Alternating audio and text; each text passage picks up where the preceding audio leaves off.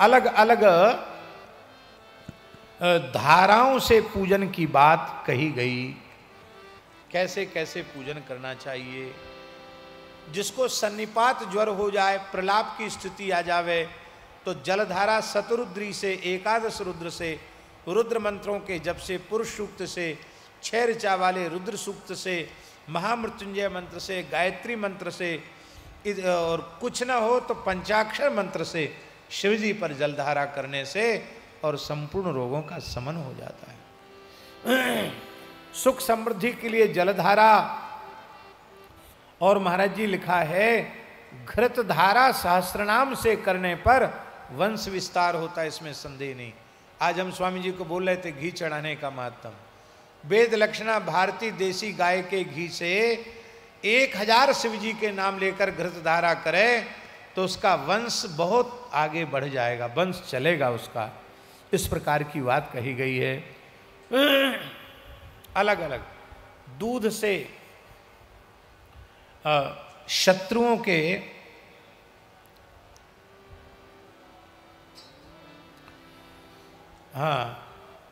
बुद्धि किसी की मंद है, जड़ है, याद नहीं होता है, तो उस व्यक्ति को शर्करा मिश्रित देसी गाय के दूध से शंकर जी का अभिषेक करने पर उसकी बुद्धि बहुत तीव्र हो जाती, धारणा शक्ति हो जाती है।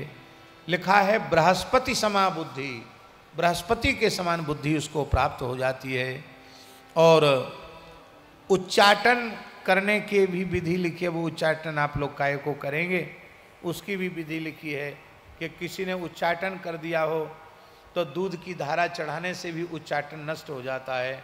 आप किसी पे मत करना, आपको किसी ने कर दिया हो तो आप उसके लिए अभिषेक से शांत हो सकते हैं।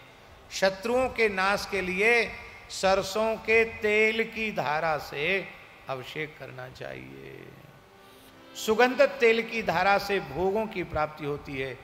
शहद की धारा से रुद्राभिषेक किया जाए तो टीवी दूर हो जाती है, राज यक्षमा टीवी की बीमारी दूर हो जाती है। गन्ने के रस की धारा से अभिषेक करने पर संपूर्ण ऐश्वर्य की, आनंद की प्राप्ति होती है।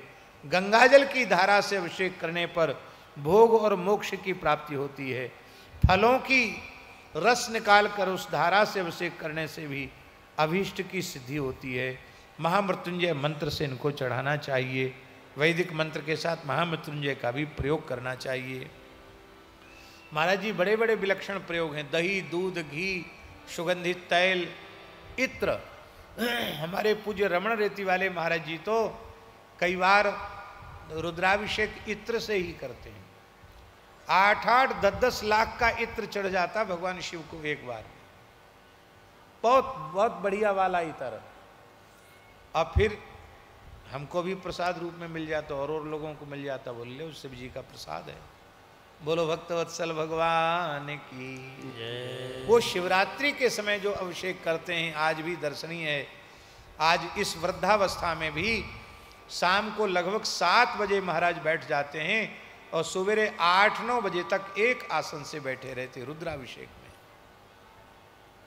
आज भी ऐसी अद्भुत उनकी शिव भक्ति है।